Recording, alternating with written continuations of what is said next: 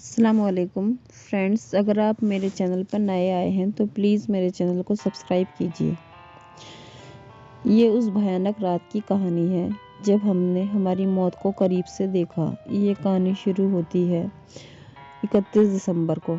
मैंने और मेरे दो दोस्त रमेश और सुरेश ने प्लान किया कि हम 31 दिसंबर को नानेघाट में कैंपिंग करेंगे और नए साल का पहला दिन वहाँ जाकर एक्सप्लोर करेंगे। हम कल्याण से रात 9 बजे निकले। उस रात कार मैं चला रहा था। रात के वक्त हाईवे वीरान दिख रहे थे। बीच बीच में बैलगाड़ी या साइकिल वाले दिख रहे थे। कार चलाते चलाते हमने शिवालय क्रॉस किया। फिर हमें भूख लगने लगी। हम ढूंढने लगे रोड साइड में कोई होटल या रेस्टोरेंट दिखता है या नहीं।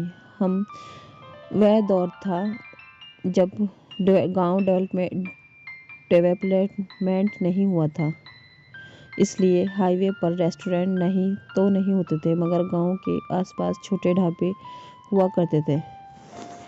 हमें हाईवे की लेफ्ट साइड में एक पुराना घर दिखाई दिया। वहां पर ढाबे का बोर्ड लगा हुआ था और बाहर की लाइट भी चालू थी, पर दरवाज़ा बंद था। हमने सोचा कि अंदर कोई ना कोई तो ज़रूर होगा।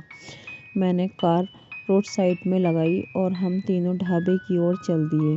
ढाबे के दरवाजे पर अंदर से कुंडी नहीं लगी थी। हम धीरे से अंदर गए और देखा कि अंदर कोई नहीं था, पर चूल्हा जल रहा था। उस पर कुछ पक रहा था। एक बात हमें अजीब लगी, उस ढाबे में बिग साइज फ्रीज़र था, जिसकी उस ढाबे को ज़रूरत भी नहीं थी। मैंने दोस्तों से कहा, चलो यहाँ से निकलते हैं, मुझे ये अजीब लग रहा है, कोई और ढाबा या होटल ढूंढ लेंगे। सुरेश ने भी मेरी हाँ में हाँ मिला दी, पर रमेश बोला कि तुम दोनों जानते हो मुझे से भूख बर्दाश्त नहीं होती, और जब भूख लगती है तो मैं चिड़ा हो जाता हूँ। इस वीरान सड़क पर मुझे नहीं लगता कि कोई और ढाबा होगा, तो थोड़ी देर रुकते हैं। उसके बाद हम ढाबे में रखे पलंग पर इंतज़ार करने लगे। तकरीबन 10 मिनट बीत गए। इन 10 मिनट में सुरेश पूरे ढाबे का गोल चक्कर लगाकर आ गया।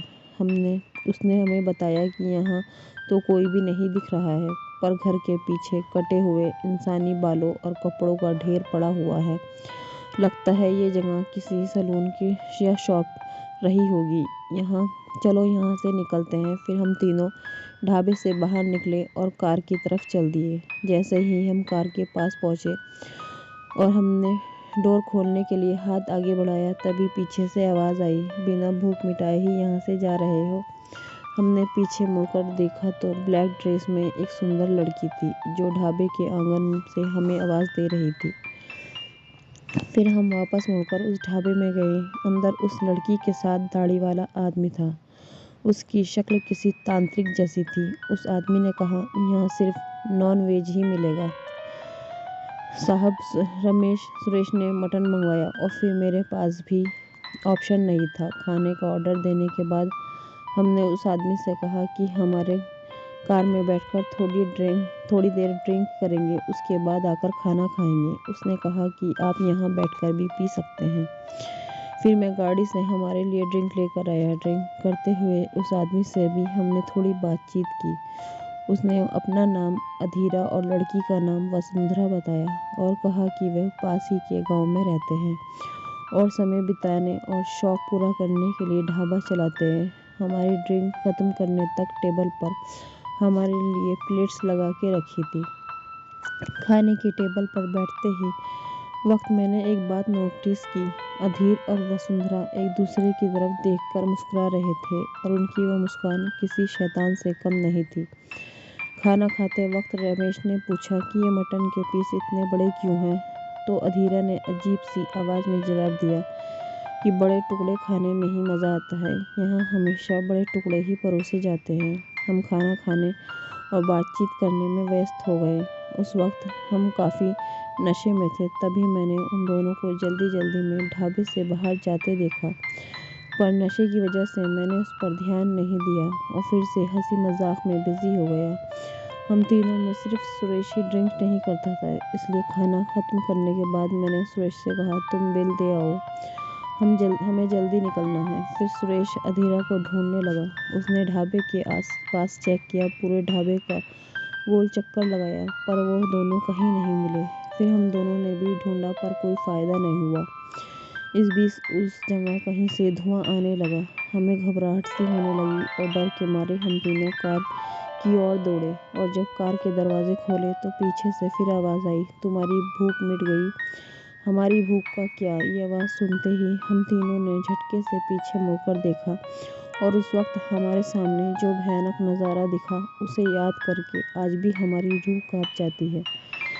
सामने खड़ी उस लड़की वसुंधरा के चेहरे पर खून लगा हुआ था और सबसे भयानक बात, उसके हाथों में एक कटा हुआ इंसान का सिर था जो उसने फ्रीजर से निकाला था और वसुंधरा की बगल में अधीरा भी खड़ा था जो कि एक हैवान की तरह खून में नहाया हुआ था और उसके हाथ में एक कटा हुआ इंसानी हाथ था जिसे वो बार बार अपने दांतों से किसी जानवर की तरह तोड़ तोड़ कर खा रहा था। ये सब देखकर डर की वजह से हमारी हालत बहुत ख़राब हो गई। हम तीनों फट से गाड़ी में बैठे और मैंने गाड़ी स्टार्ट करने लगा पर हमारी नज़र उन दोनों पर थी। वो हमारी तरफ तेज़ी से बढ़ रहे थे जैसे कि हम उनका शिकार है। उस वक्त बैड लक से हमारी गाड़ी भी स्टार्ट नहीं हो रही थी और हम दोनों हमारी कार के आसपास मंडराने लगे। वह शैतान गाड़ी की छत पर चढ़कर ज़ोर ज़ोर से कूदने लगा और वह चुड़ैल औरत गाड़ी के बोनट पर चढ़कर कांच के ऊपर हाथ मारने लगी। कांच बस टूटने ही वाला था। मैंने एक लंबी सांस भरी और दिल से हनुमान जी का नाम लेकर गाड़ी की चाबी घुमाई और गाड़ी स्टार्ट हो गई। मैंने गाड़ी यू टर्न मार के कल्याण की ओर भगाई। वो दोनों जानवरों की तरह गाड़ी के पीछे भागने लगे थे। वो लड़की ज़ोर ज़ोर से चिल्ला रही थी और वह शैतान जानवर की तरह दहाड़ रहा था। काफ़ी लंबी दूर तक उन्होंने हमारा पीछा किया। बाद में वो दोनों अचानक से गायब हो गए। उस भयानक नज़ारे को देखने के बाद हम वापस घर लौट गए और सुबह तक रमेश के घर रुके रहे। सुबह होते ही अपने अपने घर लौट गए। फ्रेंड्स, आपको मेरी ये कहानी पसंद आई है तो प्लीज़ मेरे चैनल को ज़्यादा से ज़्यादा सब्सक्राइब कीजिए, लाइक कीजिए। शुक्रिया। अल्लाह हाफिज़।